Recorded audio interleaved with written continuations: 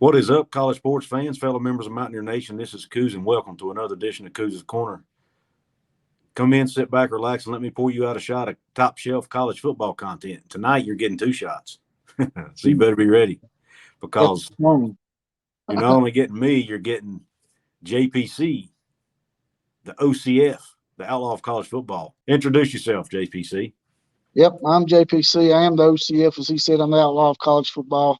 And my program is the home of the Common Joe and Common Sally in the know, even more so than all those media talking heads. I love it. Best tagline on YouTube. JPC has been kind of on the he's an Alabama fan, but he's been on the Oklahoma bandwagon as of late a little bit. Bandwagon. And what's that? The bandwagon, yeah. The bandwagon. He's kind of adopted them as his second favorite team, I guess you could say. That's right. I've been following Oklahoma because they're in the, me being a West Virginia fan, them being in the Big 12. I've been following what's going on with Brent Venables and kind of what he's doing there. And I really like Brent Venables. I really think that was a home run hire for them. I like the staff he's assembled there. I've watched several of their press conferences. They address the reporters with yes, sir, no, sir, yes, ma'am, yes, ma'am. They look them in the eye.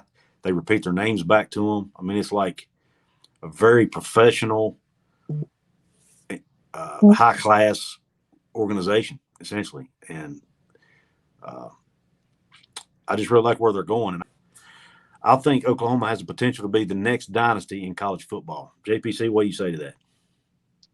Well, I think you could be right. I mean, but a lot of people will argue with you and say, how can y'all come in here and say that considering Brent Venables never been a head coach anywhere else? That's the big knock on Brent Venables right now. And my retort to that is what me and you discussed off air, and that is the fact that a lot of Oklahoma's coaches have been first-time coaches. Lincoln Riley was, Bob Stoops was, even further back, Barry Switzer was. So it's not something that's new to Oklahoma. Plus, Brent Venables come from 2 guys that got their feet wet at major programs, that being Dabo Swinney and Bob Stoops. So those guys have probably molded him and showed him a few tricks and a few tips for a first-time coach that will probably make his transition a lot easier than theirs. Absolutely. I agree with that 100%. I've heard that argument too. And heck, I've even made that argument myself before, not about him specifically, but about other coaches. Well, they don't have experience, but the time he has spent underneath these guys, being mentored by them, watching them work, seeing how they do things, how they run a program. I mean, that's invaluable. And he did it for, look at the number of years he did that. He was extremely loyal to Clemson. I mean, he stayed there for a long time when he had a chance to leave. So, and I think the way he operates and the level of integrity he has will also go a long way in Oklahoma's success. I really do. I think they will have more success under him long term than they would have had under Lincoln Riley, just because of the kind of man he is, number one, the kind of staff he hires, and just the way he operates. Well, the verbiage he uses in the press conferences is real impressive too. There was no dead time in that press conference whatsoever. There wasn't the deer in the headlights, I look like I'm scared look that you seen with a lot of first-year head coaches, like at Alabama with Mike Shula. He was straight up deer in the headlights. I don't know if you watched that press conference, but the first 20 to 30 minutes, man, he's just like nonstop, no stopping, using the right verbiage, talking about attention to detail and building relationships. And that's the kind of stuff you want to hear from a first-year head coach. I agree. I watched. I didn't watch the entire thing, but I watched a large portion of it. It was like a motivational speech, and it was a press conference. I'm like, it's just the way he carries himself. He's constantly smiling. It ain't that fake smile either. It ain't that political smile that you get from someone like Brian Kelly, who's a weirdo, right, by the way. That's on the video, brother. That's right. And you've done a couple of those, by the way. Everybody go check JPC out on Outlaw College Football. He just reached the 1,000 subscriber mark. Woohoo! He got paid 52 cents today. Woohoo! You go get it, brother. That's right. Let me buy me a Pepsi out of the drink machine. Better make 50 more cents. That's right. I forgot they done jacked that shit up. Yeah, really. No, it's I love his energy, man. Like I said, I was ready to run through a brick wall for the guy and all that, and it was and I'm thinking this is a press. This is him talking to the press. Imagine what he's like in front of his players. You know, in a locker room setting when he's pumping them up for a game or practicing. I mean, because I get a sense that he's like that all the time. Like that's his energy level. He's constantly high energy, work ethic. Uh, I just think that's who he is as a person and as a coach. That's the thing. He comes across as completely genuine. It doesn't seem like there's any hidden agendas or political speak with this guy. I agree. And as a West Virginia fan, I'm glad he's leaving the Big 12 because I don't know that we better get Oklahoma this year at home because this might be the last chance we get to beat them. Because I really think he's going to put together a heck of a team, and they're going to be scary good. I think they'll be able to compete in the SEC right off from day one. Honestly, what do you think? Well, in today's world, everything's more geared towards the offenses. A lot of the rule changes that we've had made favor the offenses, and for him to still be able to put out the kind of defensive teams that he does is just astronomical to me. Last year with Clemson, for example, who was struggling offensively, had they not had that great defense, I mean, he was shutting people down like old school defense, man. He was keeping people under 14 points a game. Clemson won a lot of games like 14-8, 17-14. Without Brent Venables at Clemson last year, I truly believe they would have lost about 6 games. I agree, 100%, 100%. He might have been the best defensive coordinator. I mean, in the country, and I don't think it's a stretch to make that argument. And what I love about him too is now that he's a head coach, he understands the importance of having that good offense as well. So what's he do? He goes and gets Jeff Lebby. Jeff Lebby, great offensive mind. Look what he did under the Lane train there at Ole Miss. I mean, look at the offenses he had. So if you take Brent Venables' defense and combine it with a Jeff Lebby offense, I mean, I don't want to play. I don't want to play him. Don't get me wrong. Being an assistant under a great coach doesn't guarantee you success.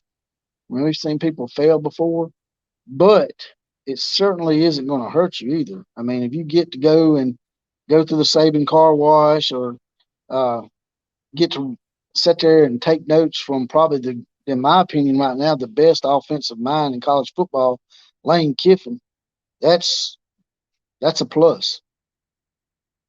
And yeah, that can't hurt. I mean, you get that kind of offensive knowledge mixed in with the defensive knowledge that Brent Venables brings, that's going to make Oklahoma a very balanced program. And I think that's what they've been missing is balance.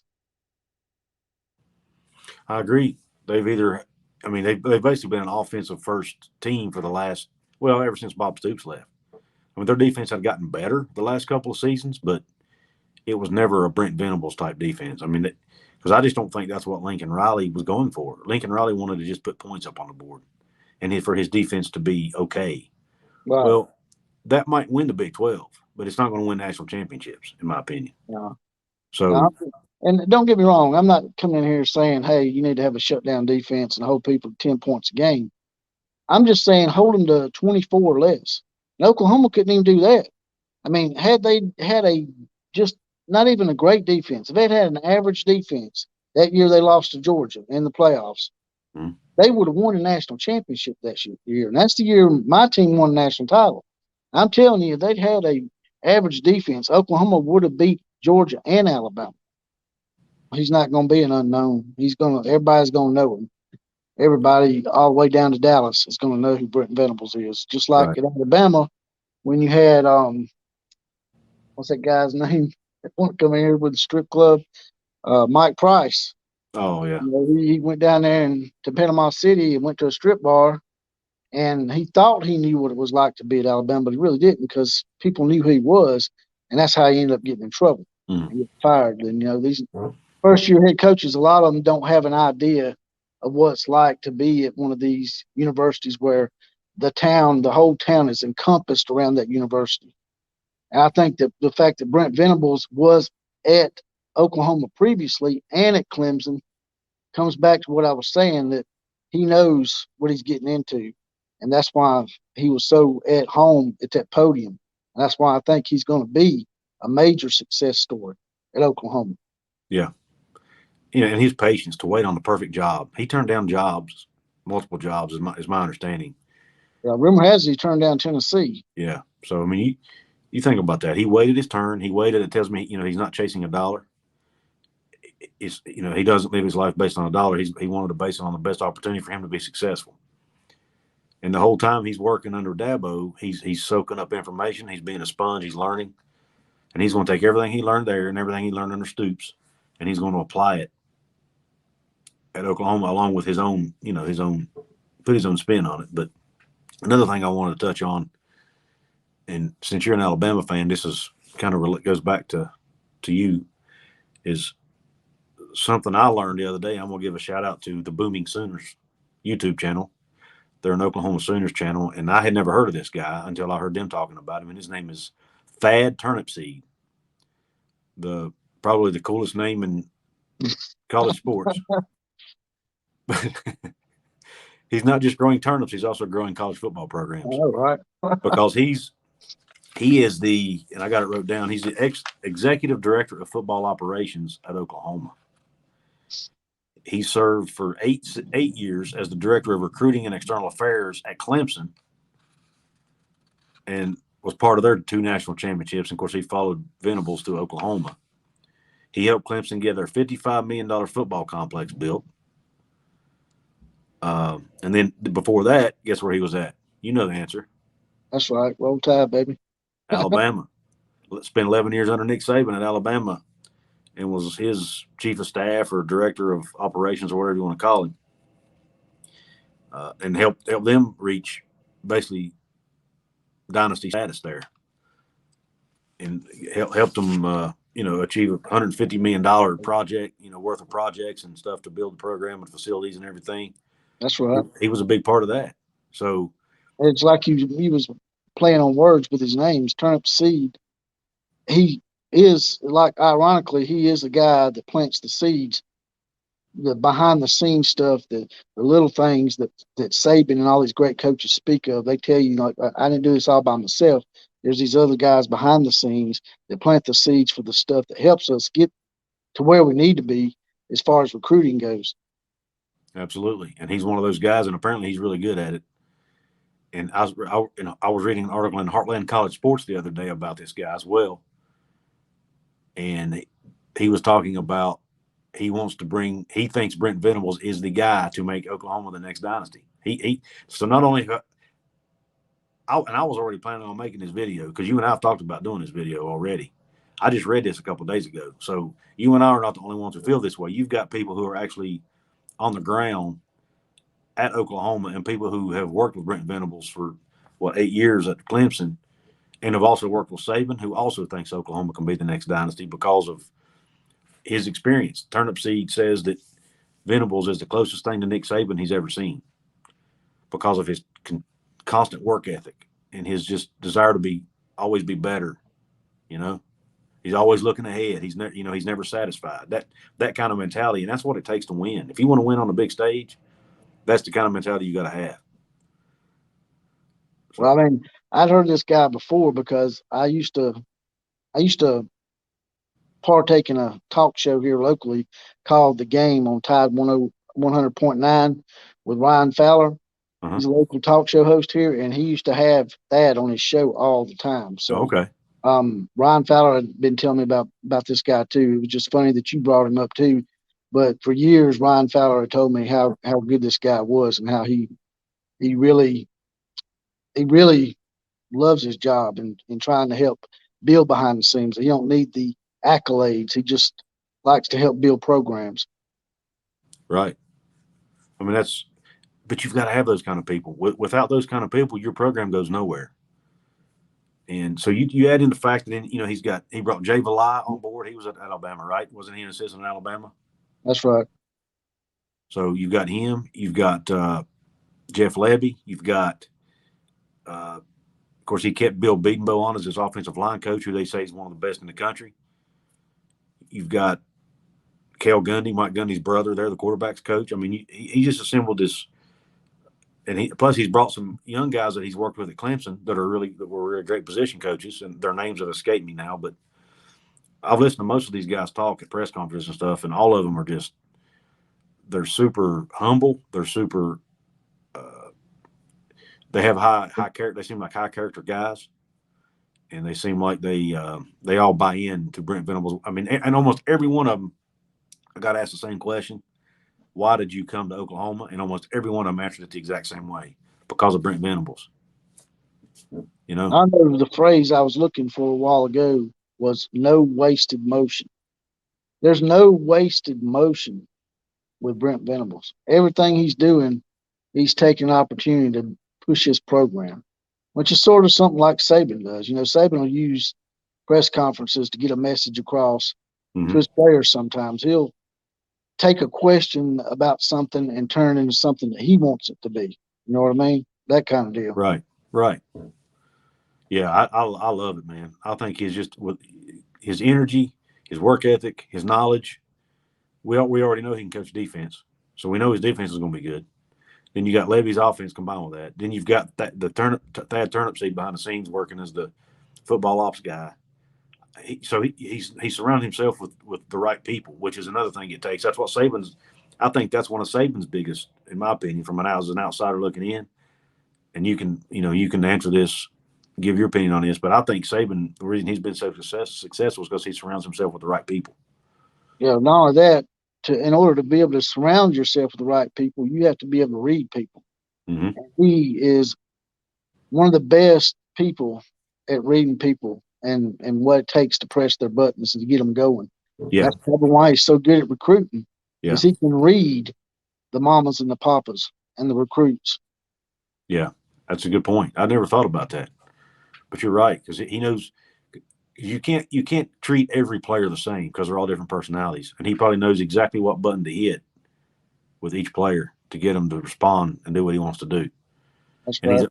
He's a master at using press conferences to motivate or demotivate, whatever he needs to do to get a point across to his team. It's almost to a fault, man, especially on recruiting, man.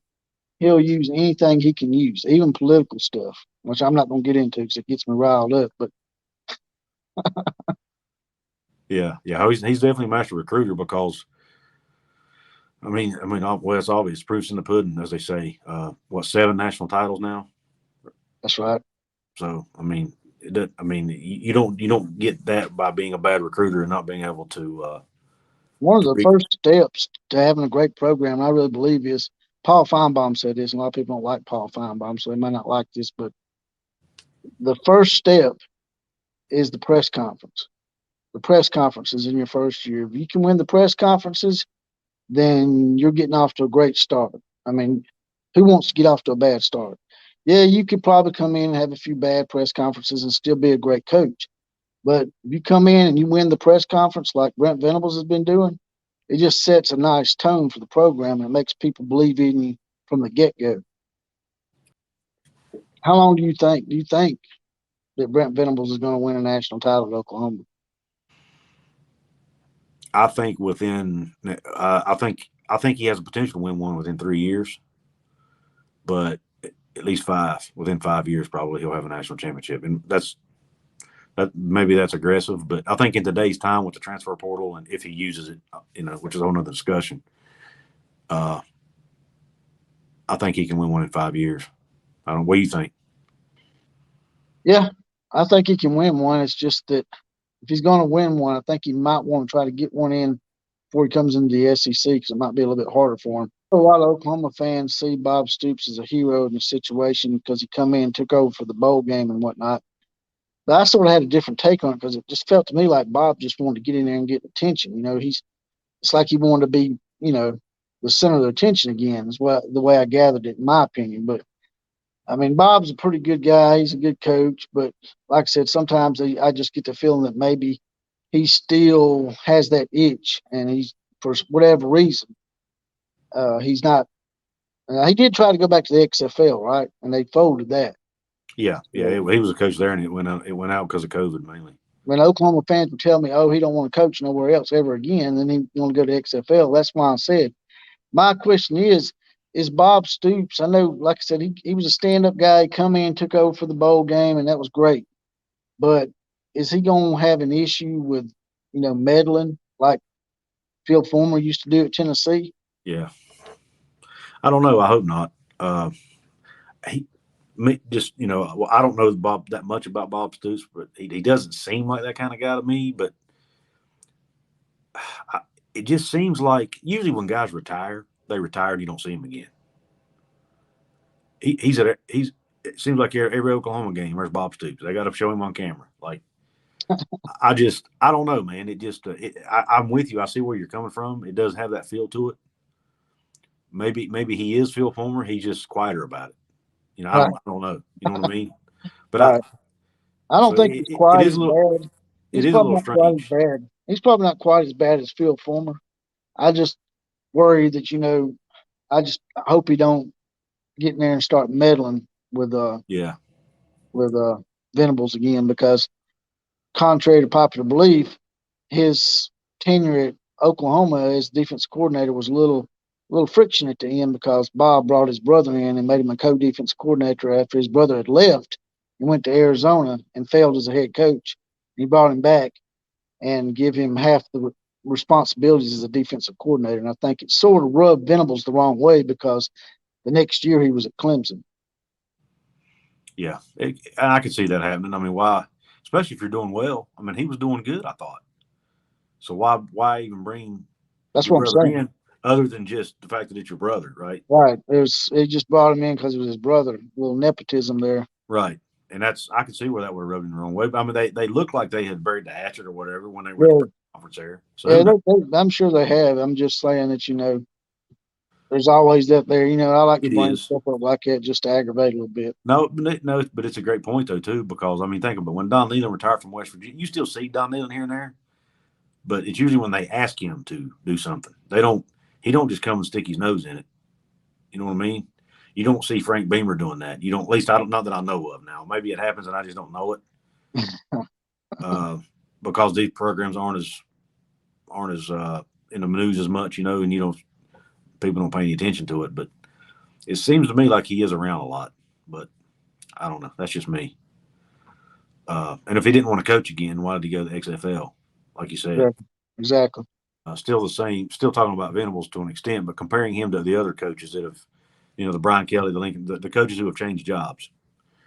Who do you think is going to be? Do you think he'll be the first one of that group between you got him, Brian Kelly, Lincoln Riley, Mario Cristobal, Billy Napier? I guess that's the big five. Dan Lanning at Oregon, you can throw him in the mix. Who do you think will be the first one to win a national What about that? championship? What was the guy's name at Notre Dame? Kelly? Oh yeah, Marcus Freeman. Marcus Freeman. That's it. Add him in. Yeah, you can throw You him in. got, and you got a lot of coaches that this is their first gig too, and then surprisingly at big time programs. Lanning, Freeman, Mm-hmm. Brent Venables, all first time head Yeah, coaches at big yeah, time schools. Usually they cut their teeth at smaller programs, but Kirby Smart did it, Dabo yeah, done it, yeah. and Bob Stoops done it, so it can be done. It But can. of those hires right now, from what I've seen, to me, Brent Venables is heads above all of them. Yeah, I believe that long term. Now, I personally, even though I don't like the guy, I think Brian Kelly is set up to win a championship the earliest because of where he at, because he's at LSU. Well, I mean, huh? Oklahoma and Texas coming to the SEC might help that cause that you're talking about, because what's going to happen is if they keep divisions, is Alabama and Auburn is going to be moved to the east, and Mm-hmm, Missouri is going to be put in the west where they belong, mm-hmm. and then you're going to have Oklahoma and Texas in the west as well, and Oklahoma and Texas won't have to deal with Alabama or Auburn, That's a good point. not until the SEC title game anyway. If they make it to the SEC And title, maybe the SEC may want it that way Alabama and Auburn is going to have to contend with Florida and Georgia at that point. So because a Texas Alabama game championship game would draw a lot of attention. yeah, So and Alabama, so, Oklahoma, yep. and then LSU. LSU might. since they already got the experience in the SEC, they might have the upper hand on Oklahoma and Texas at the start. Yeah. And I do think Brian Kelly's a good football coach. I don't doubt that. I think he's, like you said, I do think he's a little weird, but I mean, what he was able to do at Notre Dame with all the recruiting restrictions that he's got there, all the challenges, I should say, not really restrictions, but challenges, for him to be able to win that many games, for him to be in LSU. I mean, he basically landed in a fertile recruiting ground. He barely has to leave the state to get 4 and 5 star guys. He would just stop making those weird ass videos with his players. I would be all right with him. Yeah, he's up behind fake man. accents. It's not even like a normal dance, man. He's like right behind him, bumping and grinding. It looks like he's at a strip bar or something. Well, you saw the one with Gary Patterson did one with a recruit at Texas, but he wasn't grinding on him. He just squatted down and threw the horn, the horns up sign. Oh, yeah, well, that's normal. It is. Yeah, it ain't grinding on him. I agree. And the fake accent killed me too. Yeah, and it wasn't like he was telling a joke or making a joke. He really wanted people to believe he had an accent. Yeah, I could see it if he had an accent after he's been there for 5 years, but he'd been there a day or two, maybe a week at the most. Yeah, exactly. a little early for that, Brian. You're trying a little bit too hard, man. But, it's like Will Smith talking about God after he slapped Chris Rock in the face. Yeah. It's like you see right through that shit. Yeah, crying. Yeah. You don't have to worry about Jordan emojis anymore. We're gonna have a bunch of Will Smith emojis out there. And now it's going to be I'm a Will Smith slap you now. That's going to be the new term. The new. Well, Chris Rock, I think, took it like a champ, man. I mean, I think he did too. He didn't even move off the stage, man. It's just like, damn, I just got slapped. Yeah, it was pretty. I mean, most people would have just tackled Will Smith right there and it'd have been an all-out melee. Yeah, Will Smith, man, he's a coward, man. He knew he wasn't going to hit him back. That's why he did it. Yeah, you're probably right. It was definitely uncalled for. Whether you agree with the joke or not, there was no reason to do that. The joke aside, there was no reason to do that. That's right. It was just like a lot of comedians said today that I watched on YouTube. You just go backstage, wait for him, and pull him to the side and say, "Hey, man, what did you mean by what you said about my wife?"